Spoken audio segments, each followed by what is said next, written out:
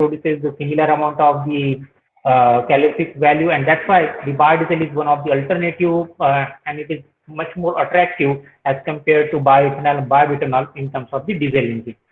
So what is biodiesel? So biodiesel is nothing but it is alkyl esters of fatty acids, and typically it can be synthesized using the edible oil, non-edible oil, waste cooking oil, animal fat, and etc. So it is typically a catalysis forward reaction, and we can use organic as well as inorganic catalyst. So inorganic catalyst includes acidic and the basic inorganic compounds. So acidic compounds such as H2SO4, basic compounds such as the KOH, NaOH, we can use as a catalyst. And in terms of organic, so we can think about the lipase, the enzyme that is originated from different yeast that can be able to catalyze the reaction. There are some other reactions that have been introduced where there is no need of the catalyst, and that is typically at very high temperature and pressure, and they are typically known as the supercritical methanol condition. That time there is no requirement of the catalyst, and the reaction can able to yield the biodiesel as a product.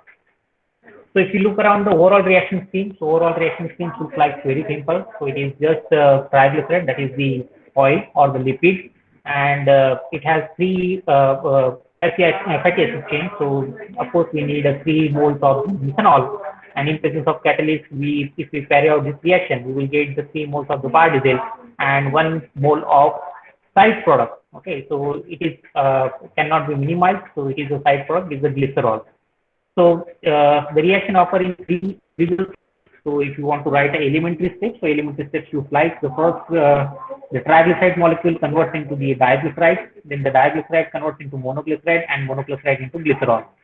So this is the conventional method that is used for the biodiesel, and I'm going to discuss this one method in one of the case studies where I have used rubber oil cake catalysis for the biodiesel production, and another one is the alternate method for the biodiesel production.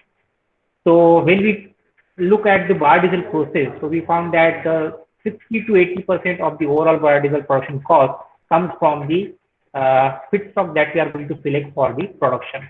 So typically, if we select edible oils, which include soybean, rapeseed, sunflower, coconut, groundnut, palm, whatever it may be. So these are actually refined oils, so that's why their cost is too high. And if we are going to use such type of oil, so naturally our production cost of the biodiesel is also increased. So keeping this in mind, the countries like India, where also we have to focus on the food security, we can focus on the second generation feedstock, which includes the non-edible oils such as neem, karanja, jetofa, rubber, moa, etc. And in additionally, nowadays, in the restaurant chain, we can find that the sufficient amount of the waste cooking oil is also allowed. And there are some countries where excess amount of the animal fats available, so we can also divert them into the biodiesel. And the third generation feedstock, it can be a microalgal biomass, which consists of very much high number of the free fatty acids along with the water content, and that's why their transformation into biodiesel is quite difficult. So typically, the major countries like USA, Europe, and Malaysia, they focus on the first generation feedstock, and even whatever the biodiesel units we have, they more than 50 to 60% they are working on the first generation feedstock using a heterogeneous base catalyst, and only few new biodiesel plants are coming in terms of the which utilizes the second generation feedstock. So in this overall talk, I am going to introduce about the ultrasound that is applicable for the process intensification. So here I am going to give some basic information of the ultrasound. So ultrasound is nothing but it is a sound wave which has a wave frequency about in the range of 20 kilohertz to 500 megahertz. And when this sound waves pass through the liquid medium, so it gives rise to the phenomenon of acoustic cavitation, which is nothing but the generation, then growth, and finally transient collapse of the teeny bubbles in the liquid medium. So now when this bubble collapses, so that creates a extreme condition of the temperature and pressure, and that actually promotes the various chemical and physical phenomena to overcome the reaction barrier.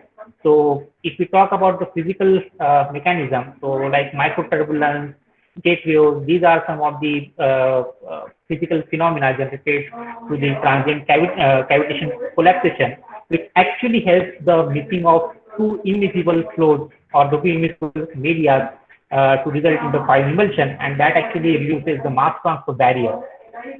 On the other hand, if we consider the chemical phenomena, so the when the bubble rises, some of the water vapor, typically if we take water as a solvent, so water vapor evaporates and they get entrapped into the bubbles. And during this further compression and expansion, the adiabatic compression occurs, and a point comes where the dissociation occurs in terms of the release of the free radicals during the transient collapsation.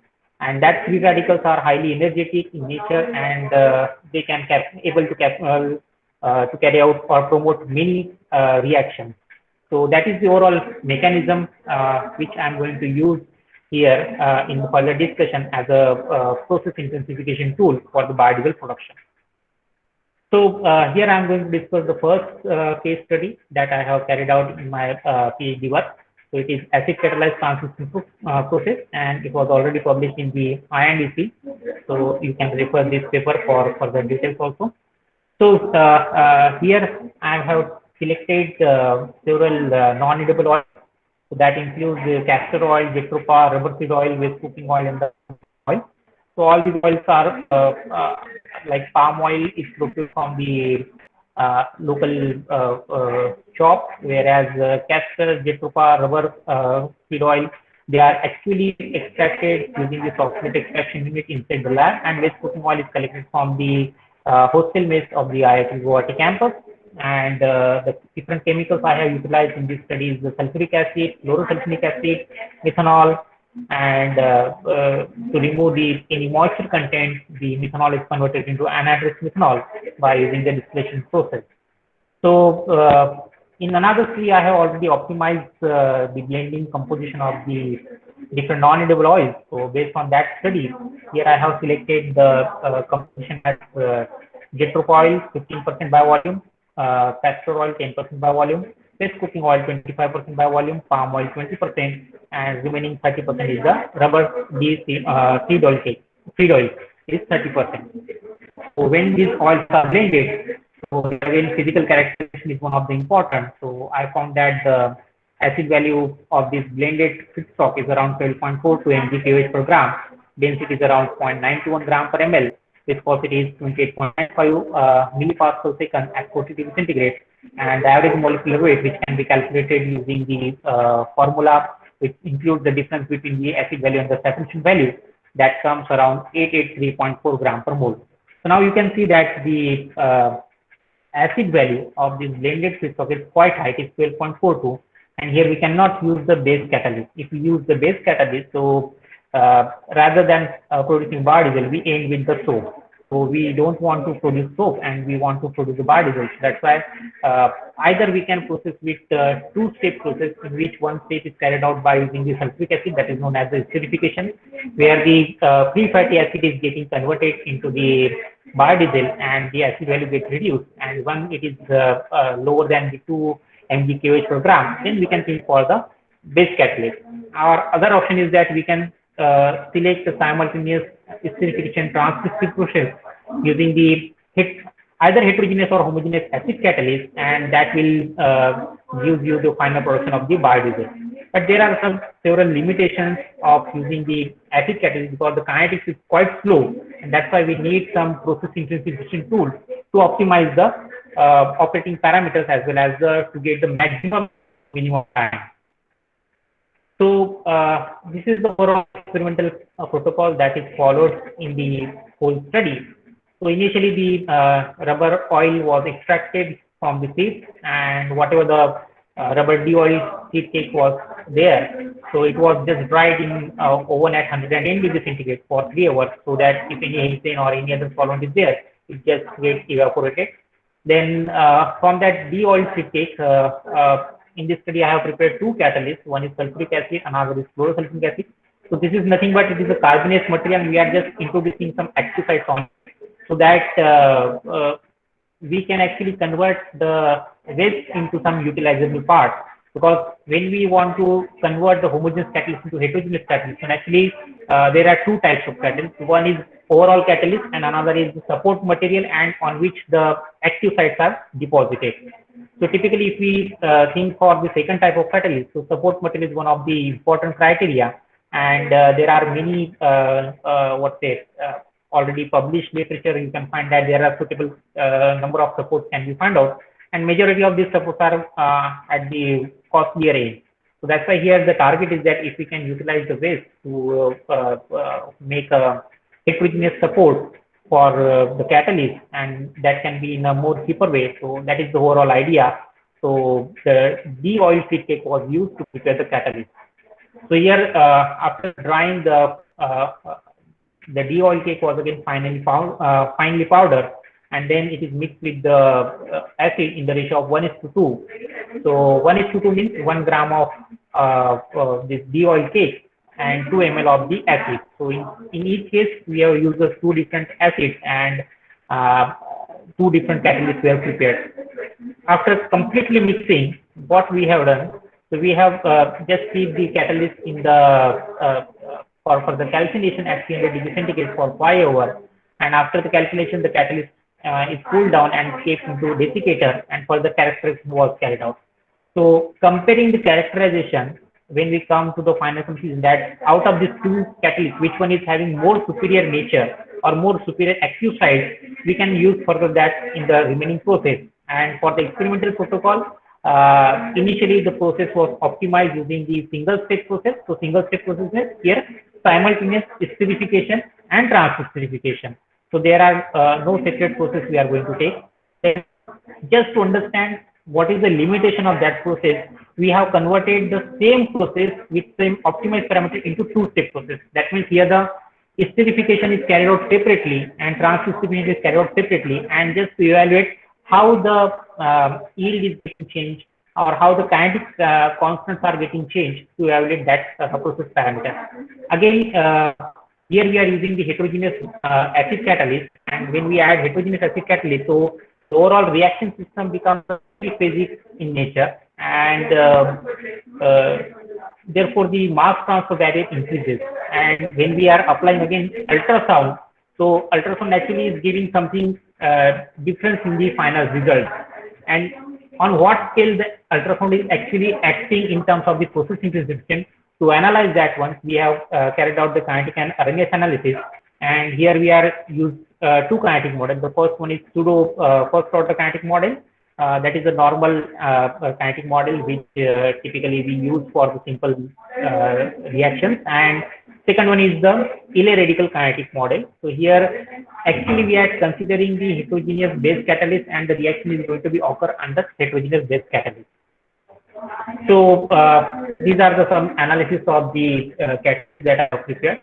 So the first one is the XRD analysis. So here you can see that the blue graph is the raw carbon from the de-oil cake. This one is the sulfonated acid treated, and this is the chlorosulfonated acid treated carbon.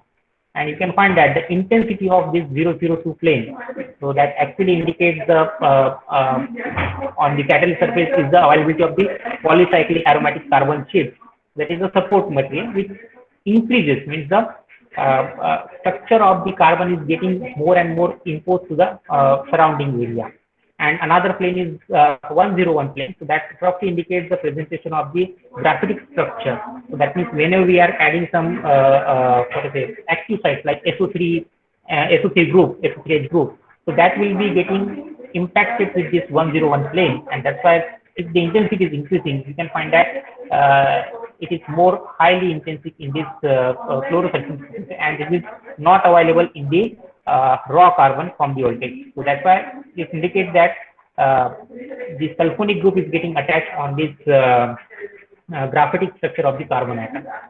Then the second analysis is the express analysis. So from the first analysis, we just got very rough information, and to just confirm whether actually sulfur is getting deposited in the required form or not, what we can do the XPS spectrum analysis. So here the range of the bonding energies by the sample surface, and whenever the material is getting impacted with the same bonding energy, it will use up peak. And here, if you compare the two catalyst surface, that is the sulfonated and chlorosulfonated, we can find that the chlorosulfonated treated one has higher intensity in all the peaks as compared to sulfonate. Means the intensity of acid that we are using, that actually indicates how much acidic group are actually bonded on the catalyst surface. So overall idea of using these two catalysts is that the sulfuric acid is, we all know that it is a highly concentrated one, and we know it. The idea of using chlorosulfuric acid is a super acidic in nature. That means it is much more stronger than the sulfuric acid. Why? It has two functional groups. The first one is the sulfonic group, another is the chlorine group. And the availability of two same catalyst or the same acid, the intensity increases and the reaction has more intensity in nature, and that's why more sulfonic groups are attached on the carbon surface. You can find this in terms of these things, and this is how that more oxidation will also occur, and that actually indicates the presence of the COH group on the catalyst surface. So typically here total acidic sites are available on the catalyst surface is because of the sulfonic group as well as the carboxylic acid group that occurs during the oxidation of the carbon material. Then FSM analysis. So we all know that we need a highly porous structure when we are considering it as a catalyst. And when we compare the two samples in terms of the FSM analysis to understand the nature or the porosity on the catalyst surface, we found that the pore size is more prominent in terms of the chlorosulfonic acid treated as compared to the sulfuric acid.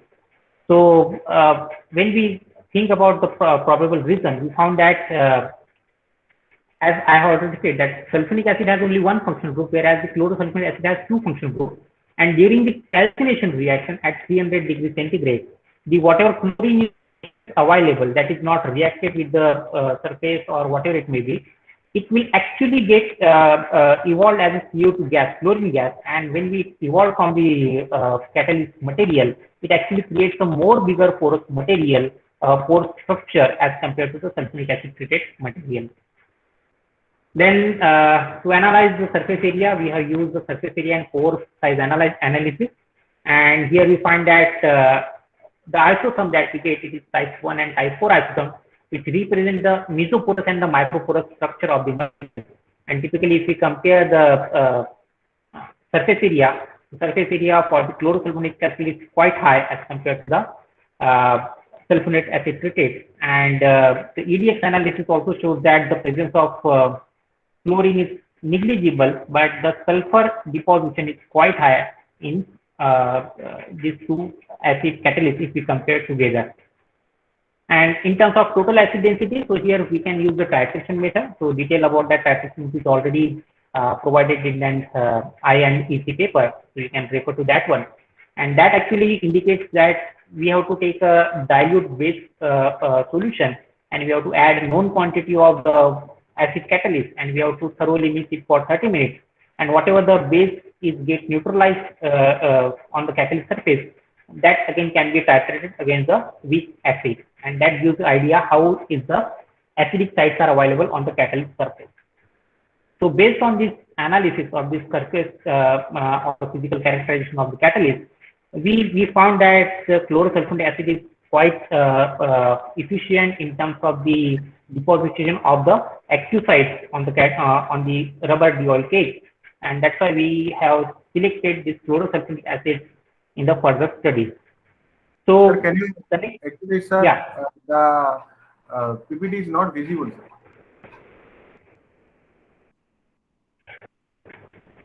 What happened? Just a minute. PPT is not visible, sir. Just a minute. I will again reshare.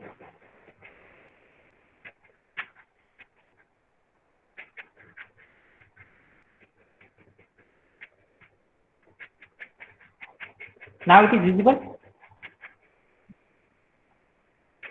Yes, sir. Yes, sir. Okay. So after performing the characterization and finally selected the best catalyst among the two, then the second protocol of the study comes is the process optimization, that is the process optimization. And here all the process is carried out in the batch reactors. Okay, and for this case, based on the previous literature and our own experience, the three operating parameters we have selected. The first one is the catalyst loading, because catalyst is one of the important parameters in terms of providing the active site for the reaction, and that's why catalyst is selected as one of the important process variable. Then alcohol to oil molar ratio, and we all know that stoichiometrically 3:1 required, but normally we are providing 100% excess, so that methanol at the end can be recovered, and the Lee catalyst principle is coming in picture, so that always displays the equilibrium to the right side, that is on the product side.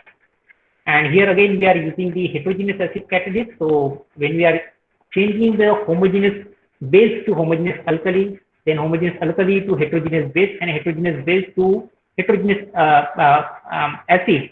So typical trend shows that the requirement of methanol in the initial stage is quite high, so that the proper mixing of the two reactions can occur and the reaction can proceed. Then the third important is the temperature. So we know that the activation energy and all of the parameters, and that's why providing energy is required to carry out the reaction. And we have selected the level 3 parameter process optimization, statistical optimization. And here we have used the Minidax software. The alternate software is the Design Expert. So based on that, we will get the permutation and combination of the experimental parameters. And total we got 20 experimental states. And when we perform the experiments and then we put the results and then we do the ANOVA analysis, so we found that the predicted and the experimental yield are quite in the compact range. That means whatever the parameters and the levels that we are selecting, the process is going to be get optimized inside that parameters levels and not outside the boundary of that levels that we have selected. So after analyzing the analysis, we have drawn the counter plot, and that actually indicates the interaction between the two process variables with third at the center point. And this is actually the advantage when we think about it, because in the single parameter optimization, we cannot actually predict the interaction between the two variables. So the statistical optimization gives the idea, and here we find that the levels that we are indicating, inner circle is getting enclosed here, and that indicates that here somewhat we are getting the optimal parameters for our process. And all the three combination of this counter plot, we found that the parameters are getting optimized inside the ranges that we have selected. And when we again solve it, we actually get the quadratic expression that is predicted by the software. This is the sort of mathematical expression, and which indicates that how your process parameter is getting impacted when you increase or decrease their concentration. So if you put if you solve this in the software itself, and software gives you the optimum parameter, and when we put that parameter level inside the equation, we will get that the maximum predicted yield was 90.56%, and the optimum conditions where molar ratio is 12.8:1, catalyst loading is 8.18%, and the reaction temperature is 63 degrees centigrade. And when we perform the same experiment with these process parameter conditions, and our experimental results showed that the yield that we achieved is slightly greater, okay, because it is the average of two experiments. So in one experiment we got slightly better, and another we get slightly lower. So that is the manual error, we can expect it. And typically the average of this experiment is 91.2 plus minus 1.8%. So that means the model prediction and the experimental results that we are getting, so they are quite efficient in terms of the model selection. And whatever the parameters that we are getting as the final parameters, optimized parameters, they are considered to be the global parameter, and they are reproducible. Okay, it's not like that in one experiment we are getting 90%, another experiment we are just getting 50%. That is not a reproducibility. Here, reproducibility indicates that the predicted yield and the actual yield are quite close to each other. Then the next important study idea of this study is the use of the Iley radical kinetic model. And for this case, I will give a brief idea about what is actually Iley radical mechanism means. So typically we know that when the reaction mixture is homogeneous means the reactants are in the same phase, and when we are adding catalyst will also remain in the same phase. So there is minimum mass transfer barrier, and only the rate constant is controlling the rate. But when we are using the two immiscible reactants, so naturally the interface is created between the two reactants, and that actually creates the first mass transfer barrier. And now if we add a heterogeneous catalyst, so what happens? Catalyst will go into one phase. It will not get distributed into two phases. It will go only in one phase. And now the phase that has the catalyst has more chances to get absorbed on the catalyst surface, and second phase has to be come in contact on the absorbed surface, and then the reaction proceeds. So keeping this whole mechanism in mind, Iley radical proposed a mechanism of the reaction which indicates that in a reaction mixture of two immiscible reactants, one reactant is getting absorbed on the catalyst surface, and after absorption, it will react from the with the other molecule from the bulk, and then the product is getting formed in the absorbed form, and later it gets deabsorbed to vacant the active sites, and then active sites take part into the next cycle. So keeping this in mind, we just write down the chemical reactions that are typically getting required in the whole process. Okay. And here we have taken the methanol as the excess reactant, and at the same time, whenever we are adding the catalyst is going to be get available in the methanol phase. So that's why we are selected methanol is getting absorbed on the catalyst surface. So in the first mechanism state, the methanol is getting absorbed on the catalyst surface. Then the absorbed methanol is getting reacting with the triglyceride to form the biodiesel and the diglyceride. Then diglyceride is getting again react with the absorbed methanol to form the biodiesel and the monoglyceride. And finally, the absorbed methanol is getting reacted with the monoglyceride to form the biodiesel and the glycerol. And finally, the absorbed biodiesel is getting dissolved in each state, and then the free is getting absorbing again methanol molecule. So keeping this in mind, the rate expressions are written. So whenever we are taking any complex kinetic model, so it is basic idea that all the reaction steps should be elementary, and we can assume that all the reaction rates are the first order. So based on that, we have written the rate expression, and when we solve this rate expression using the pseudo steady state condition, that means whatever the intermediates are what? It is diglyceride and monoglyceride. They are minimum and they are highly unstable. So as soon as they form, they react to form the product. So keeping this in mind as a pseudo steady state condition, and keeping the total number of active sites are occupied and free, that sum should be 1. We solve this equation, and the final resistance are as shown. So here the first one is the rate of consumption of the methanol, then the rate of consumption of triglyceride, because these are the reactants, then rate of consumption of diglyceride, monoglyceride, and finally the rate of formation of biodiesel. That is one of the important rate expression that we need to solve it, and finally the rate of formation of glycerol. This is the side product. And keeping this all these 1, 2, 3, 4, 5, 6 rate expression, you can find that all rate expression includes all the 5 rate constants, and at the same time the concentration of all the species. Okay. So solving all this differential equation is quite difficult manually. So that's why here we have used the MATLAB software, and in that MATLAB software, the code was written to solve this ODE, and it is coupled with the genetic algorithm.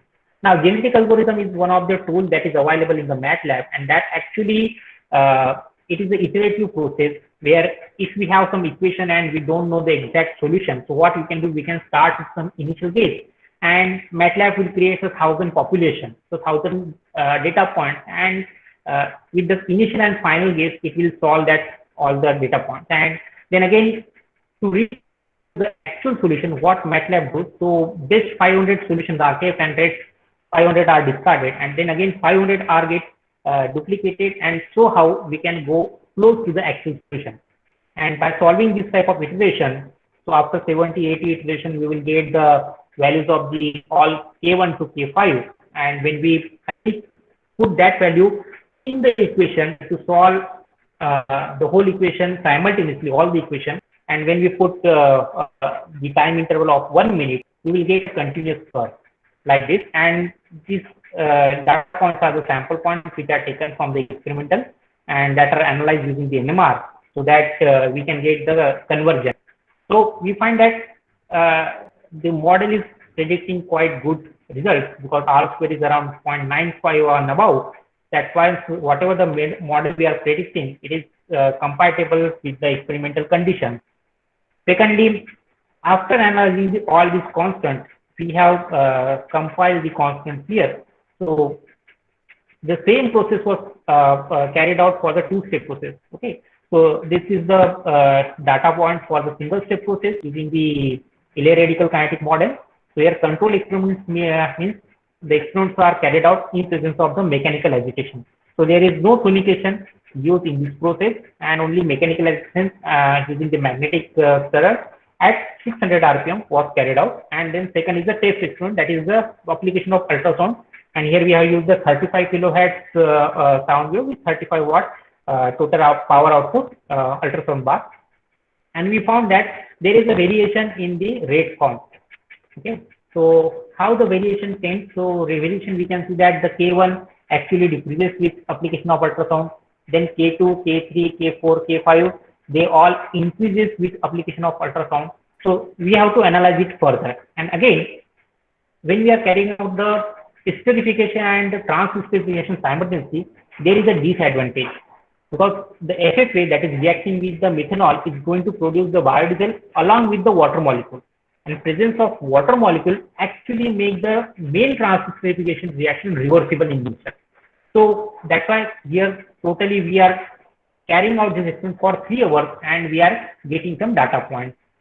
And when we just to understand the difference between the single step and the two-step process, so what we do, we have carried out the esterification separately, precise optimized parameters, and then whatever the esterified oil is there, we just remove the methanol, store it in a proper container, and then we just use the same condition, and we found that only 1 hour is required to convert the esterified oil into maximum biodiesel production in presence of ultrasound. Again, the same process, same catalyst to catalyst loading, oil to methanol molar ratio, temperature is kept same, just to compare the single step and two-step process. And again, in that two categories, the control experiment and the test experiment. So these are the data points. Again, trends are very simple. You can find that the K1 is decreasing, rest K2, K3, K4 are increasing. So how actually it indicates? So for better understanding what we do, we have just carried out 2 more experiments by changing the temperature and keeping the catalyst loading and the molar ratio same. So in that case, what we found that, so if all the parameters are kept constant and only temperature is changed, we will get some different rate constant. And when we have more than 2 rate constants, we can easily go with the Arrhenius plot, and Arrhenius plot actually gives you the meaning of all these data points. So these are the Arrhenius plots and these are the experimental plots. So what actually Arrhenius analysis provides us. So these are the rate constants, and here we are not considering the absorption reaction. We are considering the 3 main reactions and the overall rate constant by using the pseudo first order model. And we found that the overall activation energy required for this reaction is around 59.62 kilojoule per mole in single stage transmission process with ultrasound. Whereas if we are not using ultrasound, the activation energy is 75.98. That means the activation energy on the first site gets reduced with application of ultrasound. Okay, so this is the first major result that we found from this study. Then how this activation energy is getting reduced? So for further that, we can see that the individual rate constant that we obtain from the Ilya radical mechanism, that is K2, K3, K4 for the reaction steps R2, R3, R4, we found that the activation energy reduces in each step and the total summation is 51.87 here and it is 53.61. So slightly decrease in the activation energy is occurring. So impression is that when we are using a single step process, that is a simultaneous esterification and the trans-esterification process, the activation energy gets reduced with application of ultrasound. Secondly, how the activation energy is getting reduced? It is just getting reduced by two mechanisms. One is proper mixing, because the difference is not that much great here, only 2, and here it is almost 7 kilojoule per mole. So remaining is getting consolidated by your mass transfer barrier. Now, if we convert the single step process into two-step process, we can find that the activation energy decrease is quite noticeable. So if you compare the ultrasound system, single step and two step, then again the activation energy reduction is quite noticeable. At the same time, when we compare the mechanical agitation, the reduction in activation is not that much significant, because here with this 400 RPM with mechanical magnetic stirrer, it is not actually mixing the reactants with the catalyst, and that's why the reaction is not getting converted to final product, and that's why the activation energies remain as it is, and there is no that much change in that overall energy.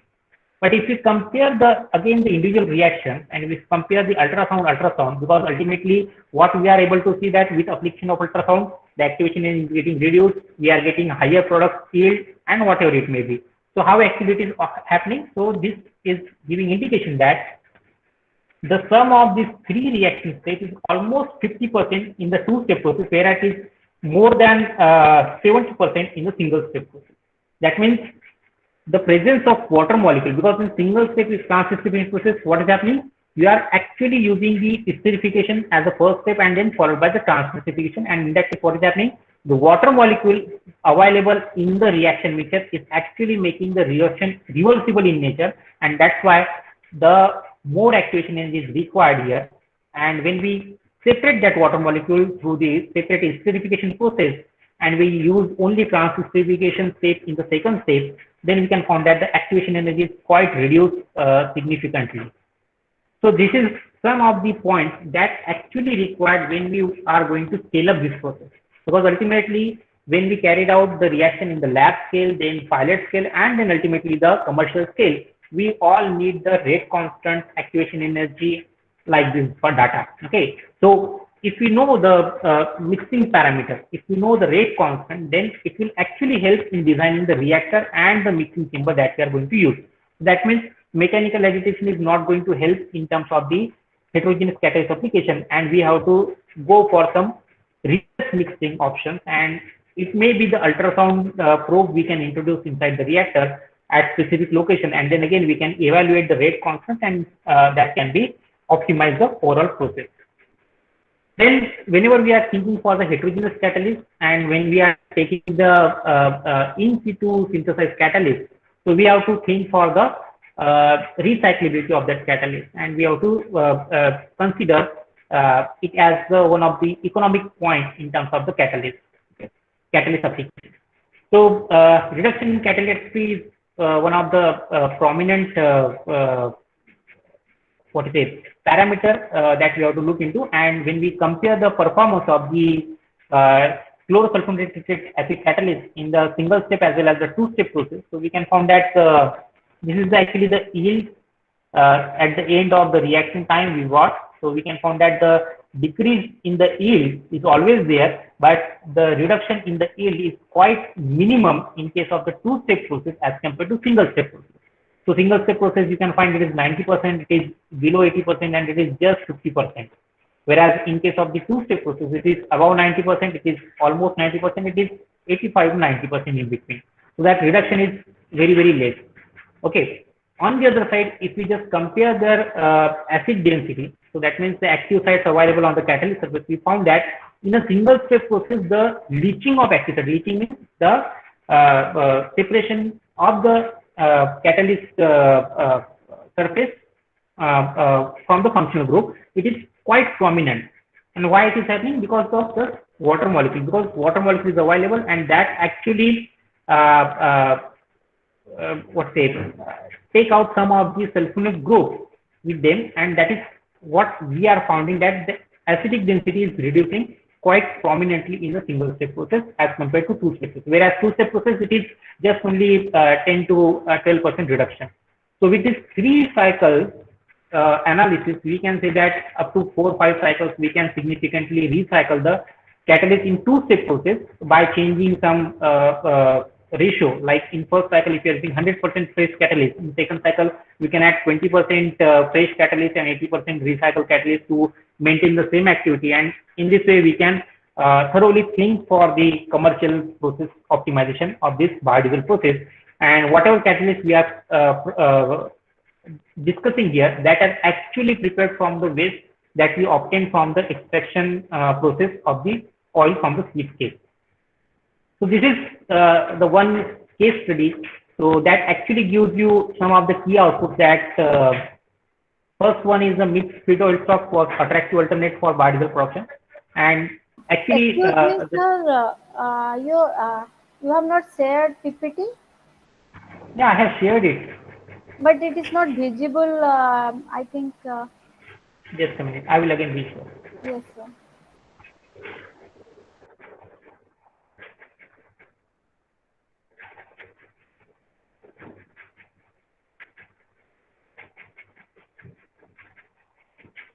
Okay, now it is coming. Yes, sir. It is showing. Yeah, maybe some network issue, and because of that, it will get not shared. Okay. So major conclusion from this study, it shows that the mixed oil feedstock, because if we are targeting to utilize the non-edible oil as a feedstock for biodiesel, so we found that the single non-edible oil is not available throughout the year, because we cannot compromise the agricultural land for the production of the non-edible oil. So that's why whatever the excess land or the boundary of the agricultural land is available, we can plant non-edible crops over there, and we can get only the limited quantity, and then we can blend 2-3 oils or the waste cooking oil from the different food chains. We can collect it and we can utilize for the biodiesel production. And the optimized condition actually predicts more than 90% conversion. That is one of the good one, because the standard the biodiesel specification includes that we need a purity of 99%. So if the impurities are less, so it is quite good that we can easily purify it as per the standard marketable specification. Then when we come to the process intensification and the designing of the reactor, we need some kinetic parameters, as well as we have to understand how the process is getting intensified, how we can minimize the activation energy, because ultimately minimizing activation energy is what ultimately the lower time required for the reaction. Or if we are carrying out reaction at some temperature, let's say 65, so if we reduce the temperature by 2 degree or 3 degree, that actually reduces the fuel consumption in our overall process. So that's why minimizing the activation energy and understanding the rate constant is one of the important chemical kinetics that is required for the further upgradation and the scale up of process. And here we have actually get insight into how the heterogeneous catalyst is getting reacted and how the process intensity is going to be occur. So we found that those desorptions are getting reduced when we apply the ultrasound, and the probable cause is that the physical mechanism generated through the cavitation, because it creates the hindrance, and that actually provides the shock waves inside the catalyst reaction medium and the catalyst surface, and that may disrupt some of the adsorbed methanol on the catalyst surface. But the overall process intensification can be contribute in terms of reduction of the main kinetics of the process, that is the reduction of the activation energy and enhancement in the rate constant. And the catalyst that we have synthesized here, it can be reused, and with some further more modification, the commercial catalyst can be synthesized from the waste material. Then another study that I'm going to discuss here is the base catalyzed interspecification process. So just one thing.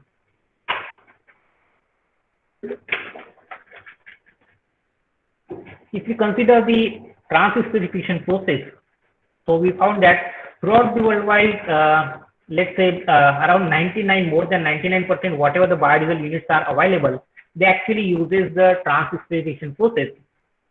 Actually, trans-specification process has some of the advantages when we are thinking for the edible oil as a feedstock, then NaOH or KOH as a base catalyst. But on the other hand, there is some disadvantages. The first disadvantage is that the side product glycerol, which we cannot eliminate it, it is get highly contaminated with the catalyst that we are going to use.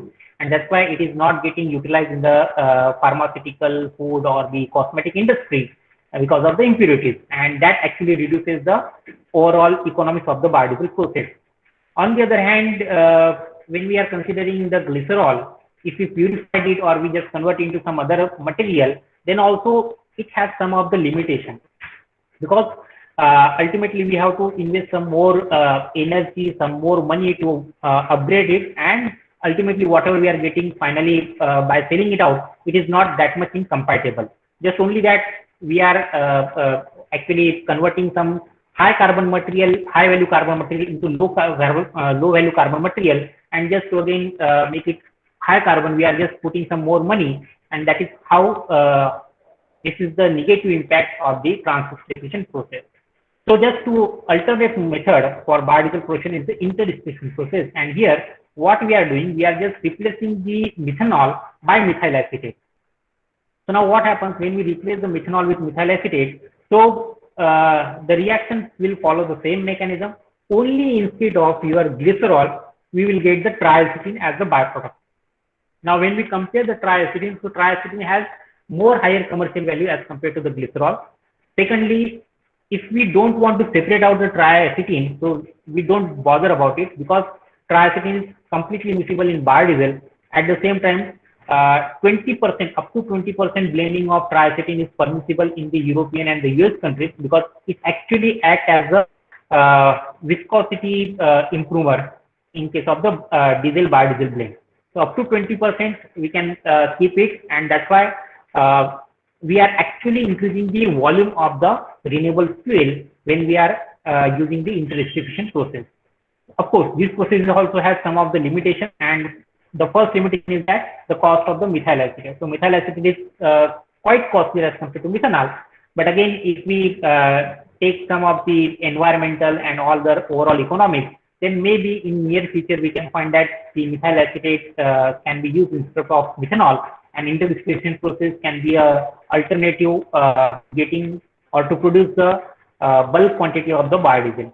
So here again, the chemicals I have used is methanol, sulfuric acid, and here I have used the cupric oxide as a heterogeneous base catalyst, because there are only few studies are available which uses the homogeneous base catalyst for interdistillation process, and typically the interdistillation process is used in terms of the enzyme catalyst, because methanol is not favorable for the enzymes, and that's why methyl acetate was used. But when we are looking for the sustainability point of view, so homogeneous catalyst processes are not efficient, because the reaction required only 1 hour, 2 hour, or maximum 3 hours, but their purification required 3 days, 4 days, and again excess quantity of water. That means we are creating the more effluent at the end of the homogeneous catalyst process, and that's why heterogeneous catalyst processes are more getting important, because catalyst is heterogeneous in form, and we can easily separate out through filtration, through centrifuge, and whatever impurities are there, we just can just do a single water wash, and within 12 hours we can get the final product. So that is the overall advantage of using heterogeneous catalyst in terms of the commercial process. So here again, the feedstock is a blend of 4 different feedstocks. So the first one is the palm oil, which is 40% by volume. Jatropha, it is 10% by volume. Rubber seed oil is 20%. Castor is 10%, and remaining is the waste cooking. So it is a blend of 5 different oils. Then after blending, you can easily see that the composition is varying. So that's why their final property is also getting varied. So here the blended feedstock has acid value of 9.68 mgQH. Saturation value is 201.12 mgQH per gram. Density is 0.97, and viscosity is 30.48. Okay, so based on that we can predict the molecular weight, and we can further design the experiment and their molar ratios. Now again, the problem remains the same. The acid value is quite high, and that's why we need to esterify the oil, because we are using the base catalyst, and that's why separate esterification was carried out to reduce the acid value in a significant level. And after esterification, the acid value is around 1.67 mgQH per gram, which is quite below than the 2 mg mgQH per gram, and that's why we can go for the base catalyst. So again, the protocol is same.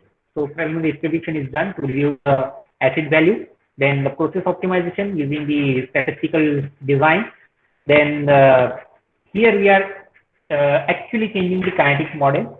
So in the previous case, we have used the Ilya radical model, which indicates that only one species has to get absorbed on the catalyst surface, and then it is getting reacted with the bulk from the second species from the bulk. But in case when we replace the methanol with methyl acetate, our reaction mixture is completely miscible. So here, when we add triglyceride or the lipid with methyl acetate, so our reaction mixture is a single phasic mixture, and when we are adding a heterogeneous catalyst, so both reactions have equal opportunity to get absorbed on the catalyst surface, and that's why we are not using the Ilya radical model here, and by the Langwood, Fisherhood, Hogan Watson model, so LHSW. So in that case, it is compatible with both the models, that they both can get absorbed on the catalyst surface, and then in the absorbed state they react to get the product. So again, the kinetic analysis to understand the mechanistic investigation of the process, and here the gross conversion of triglyceride was analyzed to NMR, like the same one. Only the addition is that here we have used the HPLC analysis to identify the absorption of the reaction species. So this is the detail of the absorption process, and all the details are available in this paper. So it is published in the ACR Textbook Journal of Chemical Engineering. So details are available there for the all the processes. Okay. So I will give a brief introduction about how this model is different than that one. So the first one is that here both the reactions are getting absorbed on the catalyst surface, and then in the absorbed form the reaction is occurring, and both the products, the first one is the biodiesel, second one is the triacetylene, they are both getting absorbed in the form of the absorbed species, and they have to get dissolved to get the reaction continues in terms of the active site. So this is the overall reaction mechanism. So the first one is absorption of reactant. So methyl acetate and the triglyceride, they are getting absorbed on the catalyst surface, and this is the absorption. So that's why it is a the equilibrium constant for them. And then this is a surface reaction. Okay. Now here again the problem is that in the whole study, if we just look into the triglyceride composition, so if you take a single oil, any oil you can take, you can take coconut oil, palm oil, soybean, sunflower, you will find that the triglyceride chains are varying in nature. So sometimes it is 314, sometimes it is 360. So their composition varies from oil to oil. And in our case, specifically in our case, we are considering the blend of the different oils, and that's why we have a variable number of the carbon chain. So it's starting from 314 to 320, it is quite variable. And if you consider the individual triglyceride molecule and then their absorption and individual reaction, then the rate constant or the absorption species are quite different, and that's why we have lumped them into a single parameter, and that's why we are considering only a surface reaction, that is the overall reaction, and not the three individual steps of reaction. Because if we consider the three individual steps of reaction, then we need a in situ analysis to understand the absorption of the highly active intermediates, that is diglyceride, monoglyceride, and all other things. And this is the finally desorption. So products are forming and they are getting dissolved. And this again the equilibrium constant for the absorption desorption reaction. So so here we just write the forward minus backward reaction, and considering these rate equations, we just simplify it. So we get a single rate expression which includes the absorption of the methyl acetate, absorption of the triglyceride, then this is the forward reaction, this is the backward reaction, and then finally the desorption of the product also. Okay, so this is the equation that we have to solve for this model to understand the exact mechanism of the absorption and the kinetics simultaneously. So we found that here this is a single reaction and the number of constants are quite high. So this is 1, 2, 3, there is 4, 5, 6. So total 6 rate constant or the constants are available in the reaction, and that's why it is quite difficult to solve this single reaction, and we have to simplify this in terms of the rate constants can be correlated with each other. Okay. So to do this, we have to consider the absorption of the reaction species as well as the absorption of the product. And we found that the Kipling in his one of the paper in 1965, he has mentioned about the isothermal non-reactive binary system, and that actually gives you one species simplified formula where the two species. Okay, so if we are considering the binary mixture of the non-reactive, means there should not be any reactive reaction inside the system. And if we are considering the pure absorption on the isothermal conditions, means the temperature will remain the same. So we found that the change in the moles of any one species which is getting absorbed on the catalyst surface can be related with this equation. And in another study, Song et al. 1998, they modified the above equation by using the mass balance equation in terms of the activity coefficient, because directly measuring the concentration is quite difficult, and that's why they have converted in terms of the activity coefficient and the mole fraction of the absorption species. So keeping these two equations in mind, this one we can carry it out using the experimental conditions, and based on the activity coefficient, the data can be obtained from the Aspen plug. We can actually correlate the relative absorption capacity of the different species, and that's what the main target was here. So prior to go in the final expression, this is again the optimization study. So again here the three parameters, the catalyst loading. So this is this should be the acetate to oil molar ratio. Then this is the temperature, and keeping this in mind, we got the 20 experimental sets, and when we perform the experiments and compare the results in the software, we found that again the same scenario, that is the conditions or the limits that we have selected initially, that actually gives you optimum conditions, and the interaction can be easily identified. So if you want to carry out process at 6 molar ratio, then actually up to 328 or 330 Kelvin, you can get the maximum conversion.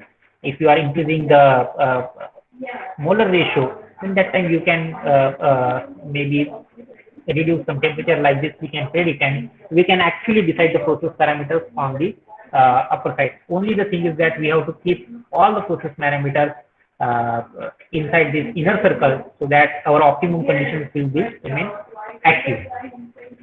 Then the quadratic expression after getting the ANOVA analysis, and it predicts that 94% of the conversion can be possible at a catalyst loading of 5% with the molar ratio of 8.04, and the temperature is 55. So here you can see that the advantage is that we are reduced the temperature. So in the previous case, you can find that whenever you are using methanol, so typical the reaction temperature is around the boiling point of methanol, that is 63 to 65 degrees centigrade. And here we can get the optimum conditions at 55. So almost 8 to 10 degree reduction in temperature that can be achieved with application of the methyl acetate instead of methanol. And when we perform the validation experiment, so we found that the maximum conversion is around 95% we can obtain, and that is quite good for the performance point of view and the commercial commercial standard specification that also matches very well. So then the absorption experiment. So up to optimization part is not that much the complication, but when the complication starts with the absorption, because number of species are quite different, and again individual absorption study is quite different. Okay, so that's why what we have selected. So we have replaced our actual feed with canola oil, because canola oil, if we compare the composition, so we find that only C18 is quite available. So C18 is to 1, C18 is to 2 are quite compatible. And if we consider the overall composition, so around 60% is only C18. So standard we can procure as a C18, and we can compare it. And whatever the feedstock that we have assumed the GCMS analysis, and we can find that in our actual sample or actual feedstock, the C18 is around 49 point some percentage, and it is here in canola oil, it is around 55%. So we can compare the results, and we can get the equation simplified, and we can get the activity coefficient. So here we have selected the four species. The first one is methyl acetate. Second is triaolene. So it is three molecules of the 318 fatty acids attached to a glycerol backbone. So this is triaolene. So standard can be procured from the sigma to analyze further things. Then triacetylene, it is the byproduct or the side product we are getting, and methyl oleate, that is when C18 is getting reacted with methyl acetate, so we get the methyl oleate. So keeping these four reaction spaces in mind, we have actually determined their activity coefficient and all other important data from the Aspen Plus. And Aspen Plus directly gives the this type of Aij, Bij. This is the interaction between 1, 2. So here 1 is nothing but your methyl acetate, 2 is triaolene. So different interaction based on their functional group is given by the Aspen Plus, and based on that the activity coefficient or the activity Aij activity coefficient can be obtained. And the non-random two liquid model was used so that the interaction between the two species on the absorption side can be understood by using this NRTL model. So these data points are nothing but these are the different concentrations that we actually selected. So you can see that if we are considering this first one, so first one is nothing but your methyl acetate and triacetate. Okay, so now condition is very simple. We have to select the pair which are non-reacting in nature. That's why we have to take one product and one reactant and in a combination. So the first pair is methyl acetate and the triacetylene. So this is the reactant and this is the product, and they are not reacting. This indicates the mole fraction of the methyl acetate. So we have varied the composition, and then the experiment was carried out in a 20 ml sample void, where the based on the mole fraction, the quantities of the samples are taken, and the same quantity of the catalyst required for one reaction is placed in that sample void. It is sealed tightly and kept at the optimum reaction temperature for 8 hours to attain the equilibrium, and after 8 hours the sample is taken using a micropipette. It is filtered and then it is injected in the GC, the initial and the final one, and finally we got the difference between the concentration, and based on the first equation of the Kipling we actually got this data point. And when we have this data point for the four conditions, then we actually try to get the constant required in the second equation given by the Strong et al. And the required data, this K12 and A1, these are provided from the Aspen. So by having the particular value of K1 and A1 at given x1, x2, we actually solve this whole equation for increment of molar fraction of 0.02, and we get a smooth curve. And whatever the data points are very close to the conditions, so that means the experiment is relevant. Yes, of course, there is a variation because the feedstock we are selecting here is the it is the canola oil, and the model predicted it is a completely triaolene. So that's why small variation here, but that can be a negligible one. So that means whatever we have selected, that actually fitting our model perfectly. So same thing was carried out with second pair, that is methyl acetate and the methyl oleate, and the third pair is methyl oleate and the triaolene. So these are the three pairs that we got, and when we analyze all this data and solve it in an Excel solver, we get that maximum solubility or the maximum number of moles per gram of the this species get absorbed on the catalyst surface is here. Okay, so for methyl acetate and triacetylene, so 0.008 mole is getting absorbed per gram of catalyst surface. Okay, so for methyl acetate, methyl oleate, it is quite low. Again, if we take a absorption equilibrium coefficient for the first pair, it is 3.75. Then for second pair, it is 2.14, and for the third pair, it is 1.84. And the cumulative here is we have to minimize it, and it is less than 5%. So that means we can go with that analysis. If it is more than 5%, then we have to think for some other pair, and then we have to look into it. Now, what we do here, with this different pairs, we actually correlate the data because methyl acetate is common in first two cases. So methyl acetate we can correlate and we can get the relative absorption equilibrium coefficient of the triacetyl and the methylolate. Then again, methylolate and methylolate is common in second and third pair. Then based on that, we can have the relative absorption coefficient of the triacetyl and triolin, and in that way, all the four species can be related in terms of three fractions, relative fractions. So if we take the methyl acetate as a unity, so if if we are taking the 1 gram of catalyst surface and saying that 10 moles of the methyl acetate being absorbed on it, so correspondingly 4.7 moles of the methylolate will absorb, triacetyl is 2.7 and triolin is 2.5. So this is the relative equilibrium absorption coefficient that we obtain. And when we put this equation, so equation is getting simplified. Okay, so equation is getting simplified, and now only we have to determine only three constants. The first one is rate constant. Then this is the absorption equilibrium coefficient of methyl acetate, because all other equilibrium absorption coefficients are correlated in terms of the methyl acetate. And the overall rate reaction, that is the forward divided by the backward, that is also provided because it is the reversible reaction. So that's why we have to consider that also. Again, that equilibrium reaction constant can be modified by changing the excess reactant and all other things. Okay. Now, once we have this type of expression, so again, solving this expression is required some analysis of data, and we have only one data point, that is how the triglyceride is getting converted to biodiesel using the NMR. So we take the time interval of 15 minutes and we got some data points, and correspondingly again we take the help of MATLAB. So MATLAB ODE solver along with the genetic algorithm. So with initial guess and the final guess, again from the iterative method, we get some values of the K1, KMA and K overall, and based on that, if we just cross check it, so we are getting a quite matching profile with the experimental data, and that actually indicates that whatever the assumptions we initially start with, that satisfied the model.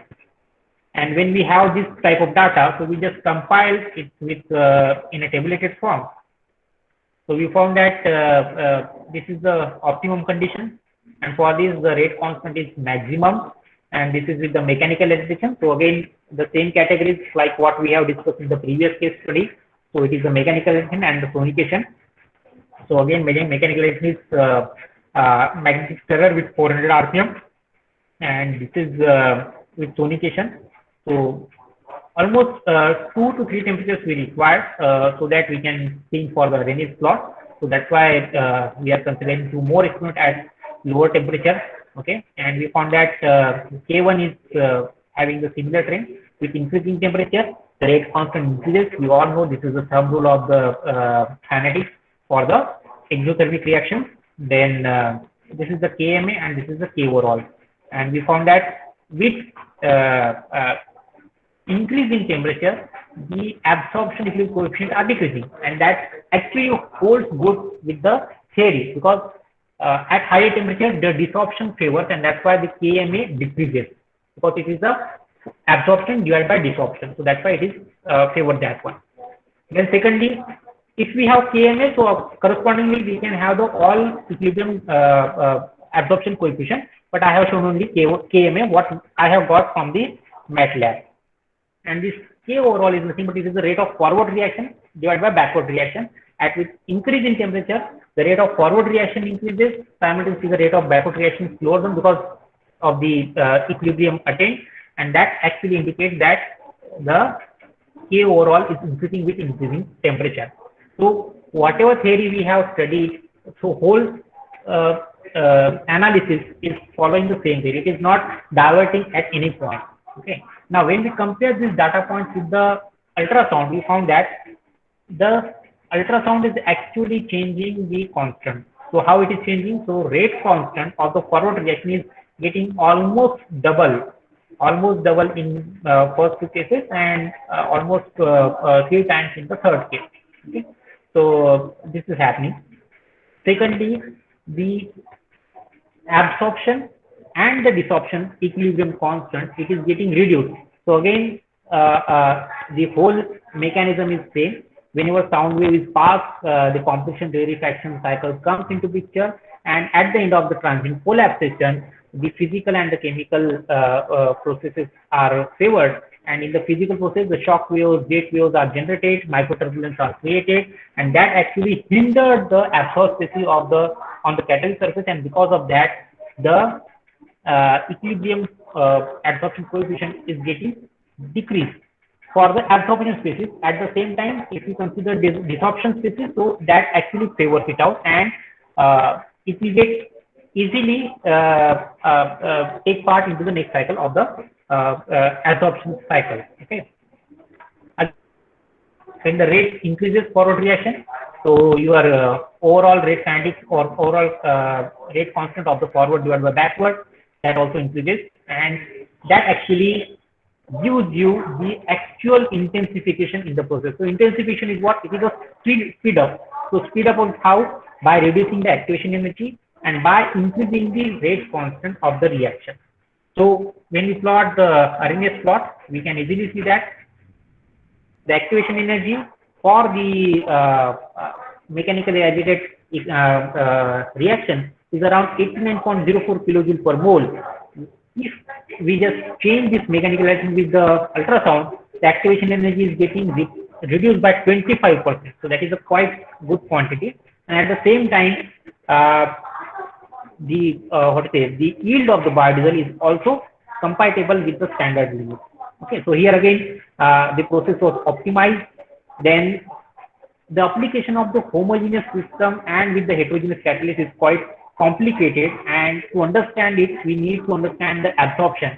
And such type of reaction, if we are to carry it out, so we typically use the packed bed reactor. So packed bed reactors are what? It is generally the reactor in which the catalyst is packed on some surface and only the reactions are passing, so that the sufficient time is provided to get absorbed and then react. And just to understand this type of mechanism, we have to understand the initial absorption of the different reactions and the product species, and then accordingly we have to correlate them to understand how we can actually improve the rate constant as well as the kinetics of the study. So this is all about the two case studies. So if you have any questions, you can ask me.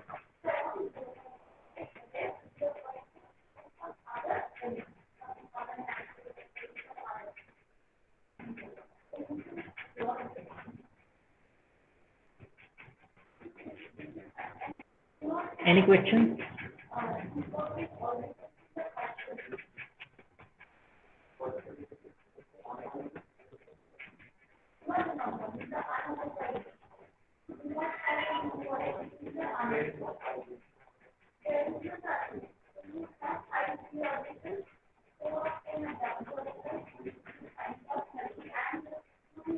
Any questions?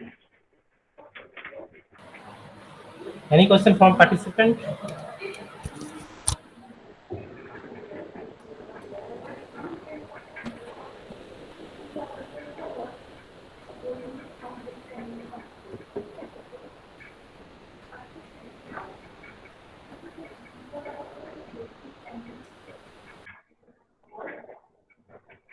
Any question from participants?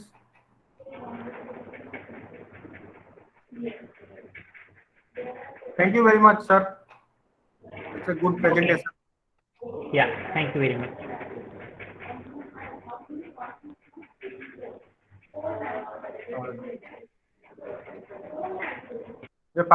Dear participant, and the next session will be started at 3:30.